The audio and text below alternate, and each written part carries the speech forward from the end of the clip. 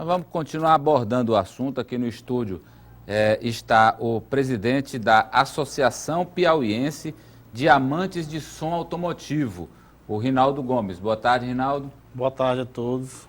Queria agradecer a oportunidade de estar aqui levando em pauta esse assunto polêmico que a associação vem trazer, porque Deixa eu só anunciar aqui também a presença do advogado Antônio Filho. Boa tarde. Antônio Carlos. Desculpe, Antônio Carlos. Boa tarde. Boa tarde. Obrigado pela presença. Olha, primeiro eu queria saber, essa associação ela já existe, já está legalizada? Ela já está legalizada desde 2011. Ela foi fundada em 2011 por lojistas, amantes e adeptos de som automotivo. Já tem quantos associados? Associados mesmo tem 377. Bem, o senhor viu aí a posição do delegado, né? Isso. Da proibição total. Baseado em que a associação considera que é legal o paredão de som, o som no carro, enfim. Porque o que a associação está propondo é a legalização de um espaço próprio para essa atividade do uso automotivo, onde o amante do som possa pegar seu som e usar nessa área adequada. Aqui em Teresina não tem alguma área adequada ainda, mas em outros centros como Fortaleza, Quixadá, a região do Grande Ceará, existem vários espaços determinados. Como é que são esses espaços, Rinaldo? O espaço paredão. Existe uma prática denominada lá no Ceará, o racha de som. Racha de som. Racha de som. O que é o paredão de som? O paredão de som é um hobby. Quem tem o seu som, ele está ali para mostrar para os amigos, é um investimento que ele faz, é um divertimento dele. E socializa isso? Socializa, porque de trás desses paredões existe muito emprego. Nós, como os empresários, a gente gera emprego, gera renda e se beneficia também com isso. E esse racha de som, a gente está, inclusive tem empresários do ramo de festa ligado à Apsom, que estão dispostos a fazer investimentos num local adequado para isso. Mas lá, como é o local? É um local afastado da cidade? É um local afastado da cidade. Esse local, quem vai determinar realmente é as autoridades competentes, né? Meio Ambiente, Ministério Público, Prefeitura. A associação, o que ela quer é a regulamentação do espaço. Existe até um projeto acústico já, para um espaço desse, que a gente já está até em andamento com Mas vocês têm que procurar Prefeitura, Câmara Municipal, Ministério Público, Meio Ambiente, isso tudo está sendo providenciado? Está tudo providenciado. Quem é que está com vocês aí na luta lá na Câmara, por exemplo? A gente já está quase confirmado, na próxima semana agora, uma audiência com o Rodrigo Martins. Que é o autor da lei lei. Contrário Isso. ao paredão. Com certeza. E na Prefeitura? Na Prefeitura a gente vai debater lá. A gente tem outra reunião quarta-feira agora em pauta com todos os membros da associação para a gente estar definindo mais detalhes dessa pauta. Mas, Reinaldo, a gente recebe muita reclamação aqui, principalmente ontem quando o delegado participou, de pessoas da vizinhança, de um vizinho que tem um paredão, de crianças, de idosos. Você reconhece que, assim, na vizinhança incomoda o som? Com certeza. Em toda a classe tem os que prejudicam, né? Não ia deixar de ter no usuário de som também. Porque a gente não é contra a lei. O que a gente está aqui é querendo legalizar um espaço específico para essa prática de hobby. E porque o amante Agora, do som... o delegado disse que seria legalizar uma coisa que é ilegal, isso aí não existe. Queria a opinião do doutor Antônio Carlos. Afinal, é possível haver a legalização de uma espécie de... como é que é o nome? Existe na lei o aterro sonoro do João Cláudio. Existe uma cifra, um artigo que ele fala na lei que o João Cláudio lançou. Um aterro sonoro. Aterro sonoro. Bom, enfim, um lugar para os amantes do barulho, do som alto. É legal isso? Pode ser criado? Amadeu, antes de adentrar nessa pergunta especificamente, eu quero dizer, até em respeito ao povo que me assiste, aos meus amigos advogados, às autoridades que me conhecem, enfim, as pessoas que sabem o meu modo de atuar e de pensar.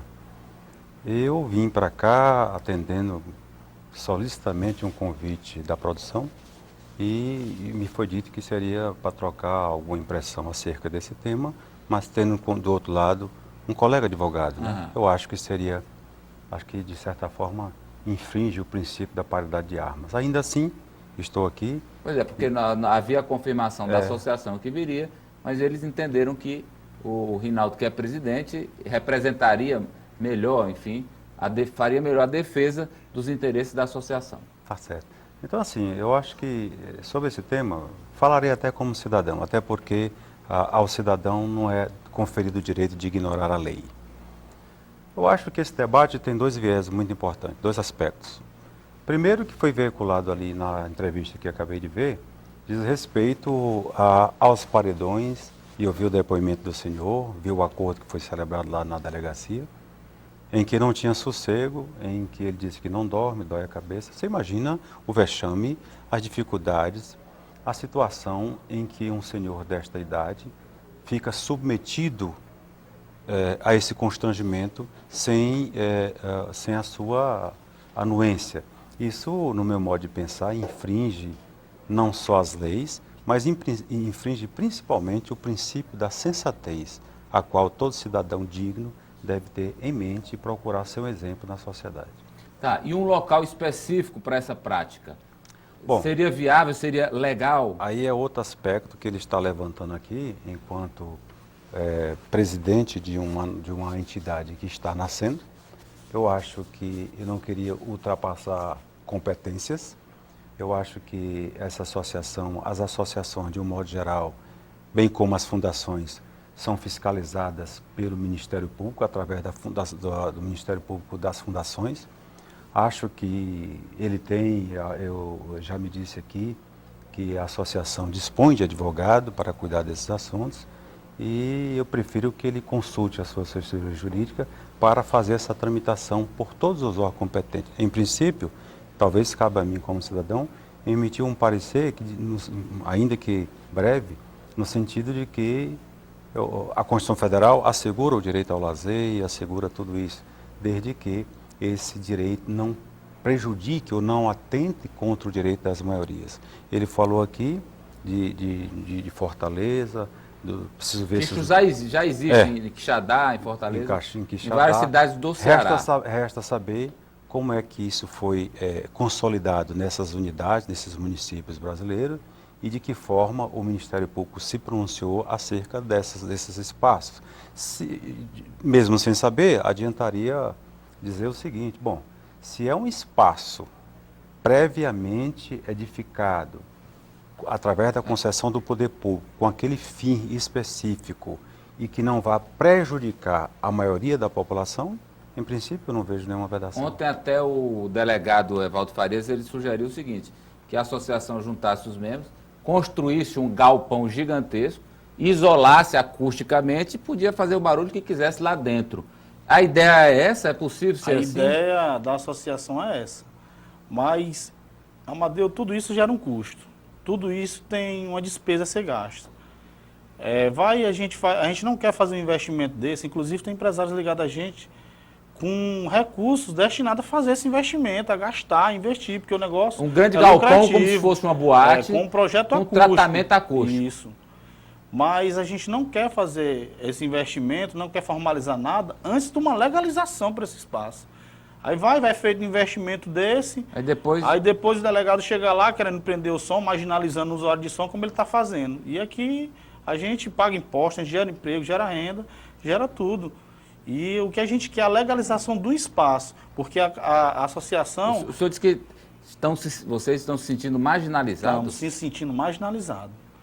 Porque pela expressão que ele leva para a TV, comparar quem vai usar som, comparar da espaço de droga, isso não existe na associação. Eu acho que ele observou o aspecto legal, do que é legal e do que é ilegal. Mas a comparação que ele fez, acho que foi essa. Né?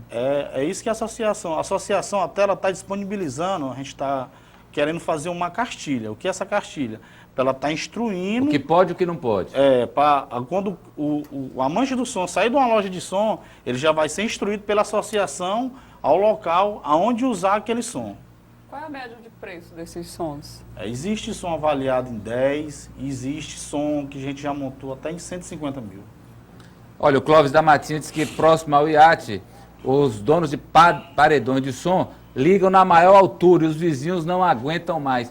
independente da ação da Delegacia do Silêncio, como é que vocês agem no momento que estão ouvindo a música e alguém próximo reclama? Qual é a atitude de vocês? Como tem sido?